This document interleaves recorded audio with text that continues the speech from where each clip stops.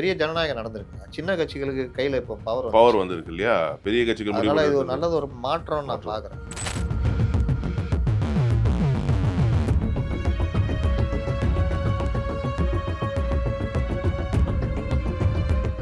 இன்னைக்கு திருமாவளவன் சொன்னது பாசிட்டிவான ஒரு விஷயம். நான் வந்து 10 ஆண்டுகளுக்கு முன்னாடி சொன்னேன். அந்த கூட்டணி ஆட்சி தத்துவம் இப்பொழுது நடைமுறைக்கு வருது அப்படின்னு என்ன அர்த்தம்னா, அது பாசிட்டிவ்ன்றாரு. அந்த பாசிட்டிவ்க்கு நானும் ஹெல்ப் பண்ணுவேன்றது தான் அதோடைய பதில். அப்போ அவர்கிட்ட இருக்க 2 எம்எல்ஏக்கள் சொல்ல முடியாது. தாவேக்காவை தூங்கும் போதும் முழிச்சிட்டு இருக்கும் போதும் திட்டி தீர்த்த வன்னி அரசு கூட தாவேக்கா அமைச்சர்கள் அமைச்சராகலாம். அரசியலில் எதுவும் நடக்கலாம். இன்னொன்று, இந்த கூட்டணி கட்சிகள் வந்து என்ன பிரச்சனைனா, அடுத்து உள்ளாட்சி தேர்தல். இப்போவே தாவேக்கா கூட சேர்ந்தோம்னா பெரிய அளவில் ஒரு மாநகராட்சி 2 மாநகராட்சி இப்போ காங்கிரஸ் முன்னாடியே சேர்ந்துருந்தாங்கன்னா இன்னைக்கு 60 எம்எல்ஏ வச்சிருப்பாங்க. காங்கிரஸ் ஆட்சியை பிடிச்சிருப்பாங்க. 140 சீட்டு மேலே போயிருப்பாங்க. ராகுல் காந்தி எப்போதான் நல்லது நினைப்பார் காங்கிரஸுக்கு, அதை யாராவது ஒருத்தர் கெடுத்து விட்டுருவாங்க. அந்த மாதிரி கெடுத்து விட்டாங்க.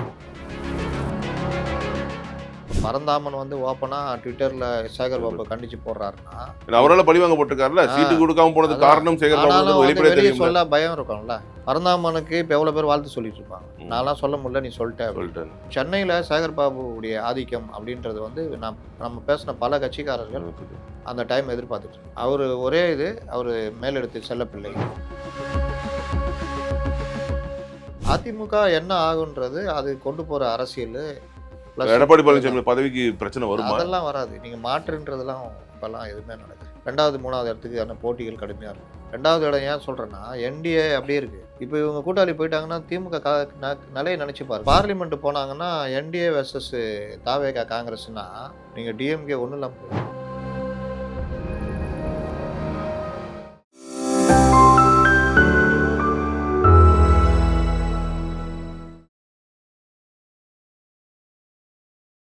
இப்போ டிவிகே கையில் இருக்கக்கூடிய ஆப்ஷன்ஸ் என்ன? 108 சீட்டு வந்து ஜெயிச்சிருக்காங்க. அறுதி பெரும்பான்மை கிடையாது. ஏடிஎம்கே சப்போர்ட் பண்ணுறதுக்கான வாய்ப்பு இருக்கா? காங்கிரஸ் வருமா? என்ன பண்ணுவாங்க? டிவிகே கையில் இருக்கிற வாய்ப்பு வந்து 108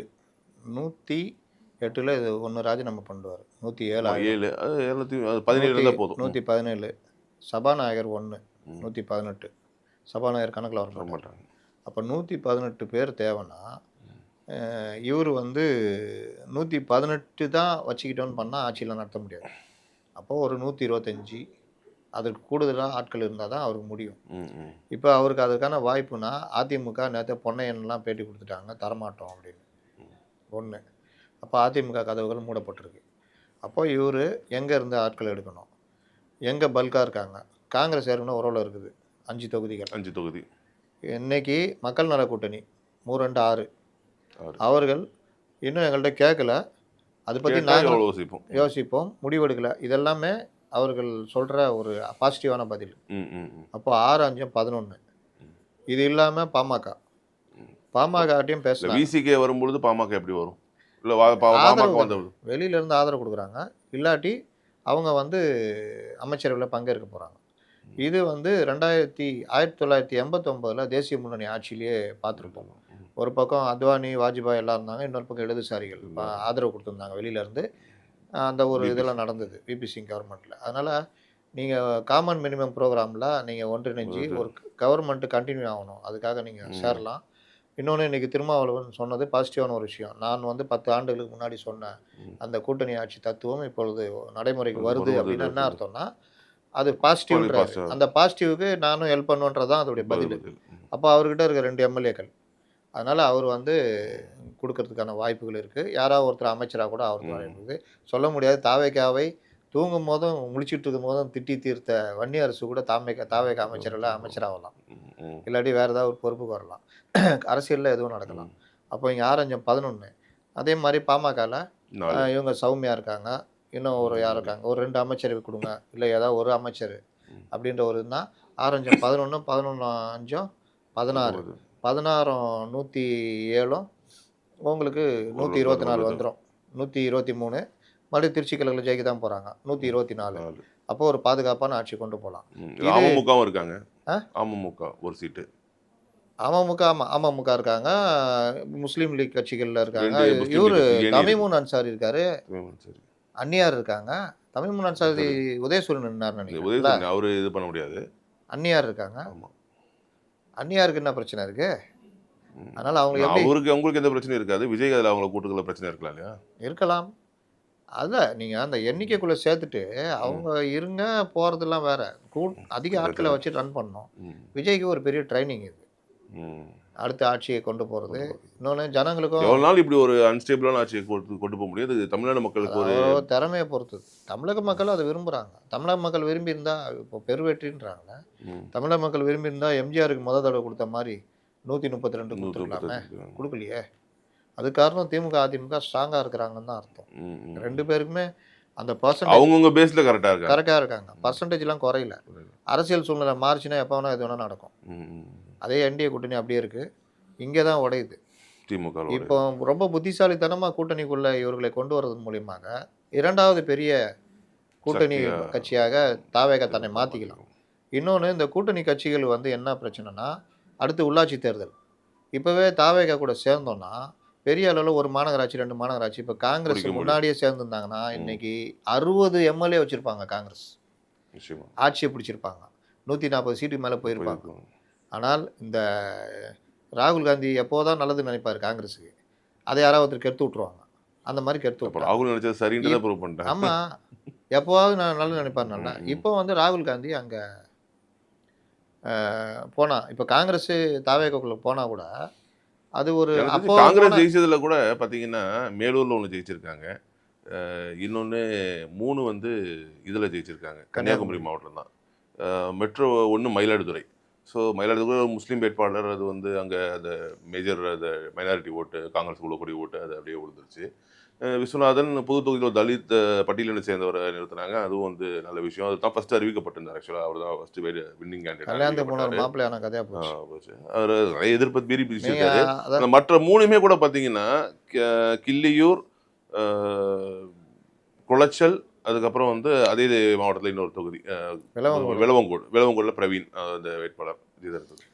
ஸோ இது எல்லாமே பார்த்தீங்கன்னா அந்த கேரளா ஒட்டின அந்த அலை இருக்கு இல்லையா, அங்கே ஒரு காங்கிரஸுக்கான ஒரு ஃபேவர் வந்துச்சு இல்லையா, அதுதான் இங்கே வீசி இருக்கிற மாதிரி எல்லாம் பேசுது. அப்படி இல்லை, நீங்கள் உட்காந்து ஃபுல்லாகவே இந்த இதை பாருங்கள். இவரால் யார் ஜெயிச்சா யாரால் யார் ஜெயிச்சான்லாம் சொல்லவே முடியாது. சில இடங்களில் சிதம்பரத்தில் இவர் கீழே இருக்கார், தமிழ் முன்னாடி சார், திடீர்னு பார்த்தா மேலே வர்றார். சிதம்பரம் அதிமுகவுடைய கோட்டை. அப்போ ஒவ்வொரு இடத்துலையுமே ஒவ்வொரு மாதிரி தாவேக்கானால யாரோ ஜெயிக்கிறாங்க. இன்னொரு தொகுதி அதிமுக கோட்டை, அணைக்கட்டு, திமுக வெயிட்டாக இருக்கிற இடம். அங்கே பார்த்தீங்கன்னா இவர் எல்லாம் பிரித்து லாஸ்ட்டில் ஏடிஎம்கே வேட்பாளர் ஜெயிக்கிறார். ஏடிஎம்கே வெயிட்டாக இருந்த இடத்துலலாம் மாற்றி பெரிய ஒரு குழப்பத்தை ஏற்படுது. அதனால் இது புது இதை நீங்கள் புதுசாக தான் நீங்கள் அப்டேட் ஆகிட்டே தான் இருக்கணும்.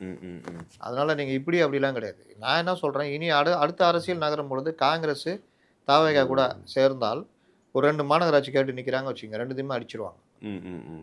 இவங்க ஒரு மாநகராட்சி விசிகா வாங்குறாங்கன்னா அவங்க அடிச்சிடுவாங்க. அப்போ இந்த மாதிரி ஒரு பெரிய லாபம் இவங்களுக்கு இருக்கு. இந்த லாபத்தை வச்சு தான் கூட்டணி பெருசா உள்ளாட்சியில் இன்னும் கொஞ்சம் பிரதிநிதித்துவம் அதிகமாகும் போது கட்சியும் பலப்படுத்துக்க நிறைய வாய்ப்பு இருக்கு. உள்ளாட்சியில் நீங்கள் பெரிய மோதல் வரும். அதில் உங்களுக்கு திமுக அந்த பேஸ் அப்படியே இருக்கும்னு வச்சுக்கோங்க. உடனேலாம் திமுக இதாகிறதெல்லாம் கிடையாது. ஆனாலும் திமுக 2வது இடம், அதிமுக 3வது இடம்ன்ற மாதிரிலாம் போவோம். அப்போ 2வது 3வது இடத்துக்கு போட்டி திமுக அதிமுக நடக்கும். இதை விஜய் கரெக்டாக கொண்டு போனார்னா மிகப்பெரிய சக்தியாக முதல் கட்சியாக முதல் நிலையிலேயே கொண்டு போயிடலாம். அப்போ ஏதாவது ஒரு கட்சி இல்லாமல் போகும். பரந்தாமன் ஓப்பனாக ட்விட்டரில் சேகர் பாபு கண்டிச்சு போடுறாருன்னா நீங்கள் யோசிச்சு பாருங்க. அவரால் பழிவாங்க போட்டிருக்காருல, சீட்டு கொடுக்காம போனது காரணம் சேகர் பாபு சொல்ல பயம் இருக்கும்ல. இப்போ தேர்தல் முடிவு வரைக்கும் இப்போ பெருமையாக நீங்கள் பரந்தாமன் பார்க்குறீங்க.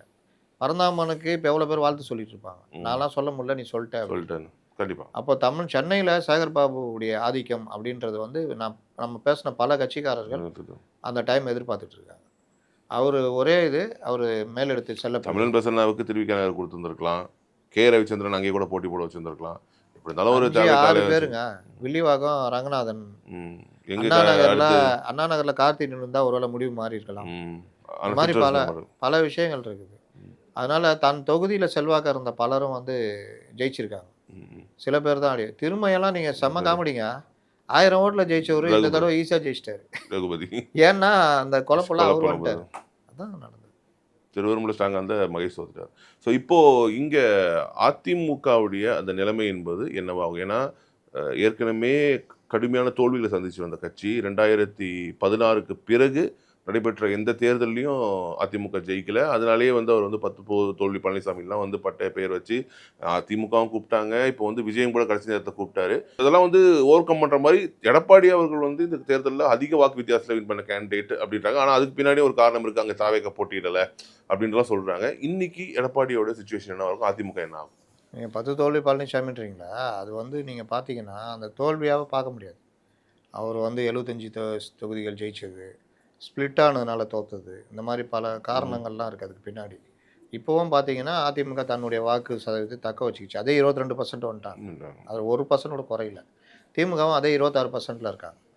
அப்போது இந்த விஷயங்களை பார்த்தீங்கன்னா டாப் பர்சன்டேஜில் தாவேகா இருக்குது. 3 கட்சியை தனிப்பட்ட கட்சிகள் கம்பேர் பண்ணும்போது 35 கிட்டத்தட்ட 34.90. அப்போ தாவேகா வந்து டாப்பில் இருக்குன்னு தான் அர்த்தம். இந்த நிலைமையை உணரணும். இன்னொன்று, திமுக மாதிரி பெரிய அளவு ஒரு இன்ஃப்ராஸ்ட்ரக்சரு வரும்போதே வெற்றியை மட்டும் நான் அடிக்கடி சொல்லிகிட்டு இருப்பேன். பான் வித் சில்வர் ஸ்பூன், இனிமேல் தான் உண்மையாக பரிட்சை எழுத போகிறாங்க, இனி முள்பாதை என்ன பண்ண போகிறாருன்னு. தோல்வியே பார்க்காதவன்லாம் பேசியிருந்தார். அரசியல் அப்படிலாம் பேசவே கூடாது. தோல்வியெலாம் வரதான் செய்யும். எல்லா கலைஞர் பார்க்காதா, ஜெயலலிதா பார்க்காதா, எம்ஜிஆர் பார்க்காதா. அதனால் அந்த இது இப்போ இவர்களும் தோல்வி வந்திருக்குல்ல, இப்போ என்ன சொல்ல போகிறாங்க? மாற்று சூழ்நிலை மாறும்போது உங்களுக்கு தோல்வி வந்துடுச்சு இல்லை. அதனால் ஏடிஎம்கே என்னன்னா, தோத்தா கட்சி இருக்காது அப்படின்ற கருத்து பரவலாக வைக்கப்படுது. பறவை போல் நாங்கள் எழுந்து நிற்போம்னு எடப்பாடி பழனிசாமி சொல்கிறாரு. நீங்கள் அந்த கட்சி எப்போல்லாம் பிரச்சனை வருதோ, கிட்டத்தட்ட ஒன் மேன் ஆர்மி மாதிரி தான் எடப்பாடி பழனிசாமி செயல்பட்டுருக்காரு. அவரு தான் தலையில் தூக்கிட்டு ஓடினார். அந்த அதிமுக பற்றி நீங்கள் இப்போ எப்படி திமுகவுக்கு இது பண்ணுமோ அந்த மாதிரி பண்ணால் ஒரு மணி நேரம் பேசலாம். அவ்வளோ தவறுகள் மற்றவர்கள் பண்ணியிருக்காங்க. எடப்பாடி பழனிசாமி முக்கியமான தொகுதிகள் இப்போ நாமக்கல்லாம் அதிமுக கோட்டையாக இருந்துச்சு. குமாரபாளையத்தில் தங்கமணி தோத்துருக்காரு. இது எல்லாமே வந்தாலும் ஒரு சில இடங்கள் இப்போ வேலுமணி வந்து ஜெயிச்சிருக்காரு, எடப்பாடி பழனிசாமி ஜெயிச்சிருக்காரு, சிவி சண்முகம் ஜெயிச்சிருக்காரு. இந்த மாதிரி ஸ்ட்ராங் கேண்டிடேட்ஸ் ஓரளவுக்கு வந்து அங்கங்கே வந்து ஸ்ட்ராங்காக இருக்கவங்க ஜெயிச்சிருக்காங்க. ஆனால் குமாரபாளையத்தில் தங்கமணி தோத்துருக்காரு. இப்படின்னு நிறைய விஷயங்கள் மாறுபடுதுல. அங்கே சில இடங்கள்ல வேவ் மாறி அடிச்சிருக்கு. பெரும்பாலும் தலைவர்களாக இருக்கிறவங்க தக்க வச்சுருக்காங்க. இங்கேயும் ஒரு முன்னாள் அமைச்சர்கள் 24 பேர் தோற்றுருக்காங்க. இதில் டிஎம்கேல இங்கேயும் வந்து ஒரு 14 பேர்கிட்ட தோற்றுருக்காங்க. அதனால வேவ் சீனிவாசன் தோத்துருக்காரு. வேவ் என்பது வரும்போது எவ்வளோ ஓட்டு? 1000 சில்லற ஓட்டு. அதனால் வெற்றி எண்ணிக்கை பார்த்தாலும் ரொம்ப பெருசாலாம் இருக்காது. கிட்ட நெருங்கி வந்து தோற்றுருப்பாங்க. 60,000. செல்லூர் ராஜு, கடம்பூர் ராஜு. இப்போ நீங்கள் செந்தில் பாலாஜி ஜெயிச்சதே பார்த்தீங்கன்னா 2000. ஆர்பி உதயகுமார். செந்தில் பாலாஜி ஜெயிச்சதே 2500 வாக்கு வித்தியாசம் தான். அதனால பல இது இருக்குது. ரொம்ப வாக்கு வித்தியாசம் தோல்வி விட்டுருக்காங்க இவ்வளவு பெரிய ஆட்கள்லாம் போது காரணம் யாருன்னு முன்வைப்பாங்கல்ல. ஒரு மீட்டிங் நடக்கும். இப்போ இதுக்கு எம்எல்ஏக்கள் கூட்டம் கூடுறாங்க. ஒருவேளை தாவேக ஆதரவு கொடுத்து நம்ம ஆட்சியை பிடிக்கலான்ற ஐடியா தான் கொடுப்பாங்களா, இல்லை அதை ஏற்றுப்பாரா பழனிசாமி கட்சியை தக்க வைக்கிறதுக்காக? இப்போ இவங்களுக்கு இவங்க கொடுத்துருவாங்க, பெரும்பாலும் இவங்கள்ட்ட வாங்கிடுவாங்க. இது எதுவுமே நடக்கல அப்படின்னா நம்ம ஏதாவது யோசிப்போன்ற முடிவில் இருப்பாங்க, வெளியில இருந்து ஆதரவு கொடுப்போம் அப்படின்னு. ஏன்னா திமுக மறுபடியும் வரக்கூடாது, மறுபடியும் ஒரு தேர்தலை சந்திக்கலாம், அந்த மாதிரி ஏதாவது பண்ணலாம். அதாவது அப்புறம் கதை. இப்போ வந்து பெரும்பாலும் இது நடந்துடும். இதே யோசனை காங்கிரஸுக்கும் விடுதலை சிறுத்தைகளுக்கும், அதாவது மக்கள் நல கூட்டணிக்கும் அன்புமணிக்கும் இருக்கும்ல, நேரத்துக்கு அந்த டாக் போய்கிட்டு இருக்கோம்ல. அதனால அவர்கள் இதுதான் அவங்களுக்கு. நீங்கள் பெரிய ஜனநாயகம் நடந்திருக்குங்க, சின்ன கட்சிகளுக்கு கையில் இப்போ பவர் வந்திருக்கு இல்லையா, பெரிய கட்சிகள். அதனால இது ஒரு நல்லது ஒரு மாற்றம் நான் பார்க்குறேன். அதனால் அதிமுக என்ன ஆகுன்றது அது கொண்டு போகிற அரசியல். எடப்பாடி பழனிசாமி பதவிக்கு பிரச்சனை வரும், அதெல்லாம் வராது. நீங்கள் மாற்றுன்றதெல்லாம் இப்போல்லாம் எதுவுமே நடக்காது. அவர் அதை கொண்டு போவார். அடுத்து உள்ளாட்சி எல்லாத்துலேயும் போவாங்க. 2வது 3வது இடத்துக்கான போட்டிகள் கடுமையாக இருக்கும். 2வது இடம் ஏன் சொல்கிறேன்னா, என்டிஏ அப்படியே இருக்குது. இப்போ இவங்க கூட்டாளி போயிட்டாங்கன்னா திமுக நிலையை நினச்சி பாருங்கள். 26% வச்சுட்டு அவங்க உள்ளாட்சி தேர்தலில் போனாங்கன்னா, உள்ளாட்சி தேர்தல் கூட தனி ஃபேக்டர் பல ஜெயிக்கும். ஆனால் பார்லிமெண்ட் போனாங்கன்னா என்டிஏ வெர்சஸ் தாவேகா காங்கிரஸ்னா நீங்கள் டிஎம்கே ஒன்றும் இல்லாமல் போயிடும். ஆமாம், காங்கிரஸ் தான் வந்து இது வச்சுருப்பாங்க, பிரைம் மினிஸ்டர் கேண்டிடேட் வச்சுருப்பாங்க.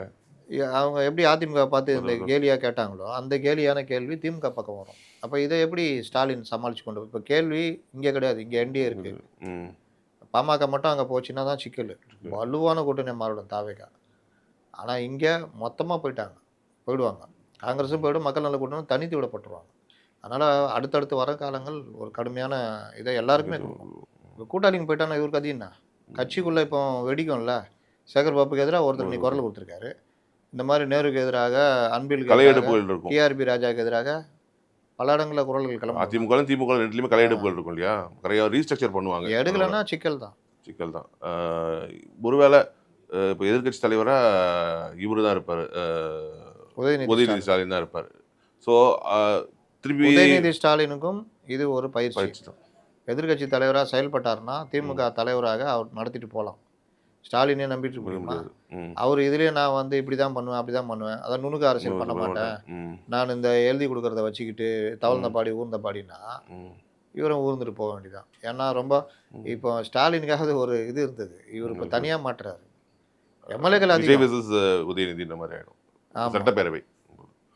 ஸோ ஒரே ஒரு கேள்வி கடைசியாக வந்து கேட்கும்போது, ஒருவேளை ஸ்டாலின் திருப்பி வந்து வேற எங்கேயாவது தொகுதியில் திருவாரூர் மாதிரியான பகுதிகளில் போட்டியிடுவதற்கான வாய்ப்புகள் இருக்கா? அந்த மாதிரிலாம் செய்யவே மாட்டார்னு நினைக்கிறேன். வாய்ப்பே கிடையாது. ஏன்னா அது திருச்சி கிழக்கில் வேணா அன்பில் மகேஷ் நிற்க வைக்க வாய்ப்பு, மற்றபடி நடக்காது. மிக்க நன்றி சார். என்ன நடக்குதுன்னு பொறுத்து பார்ப்போம்.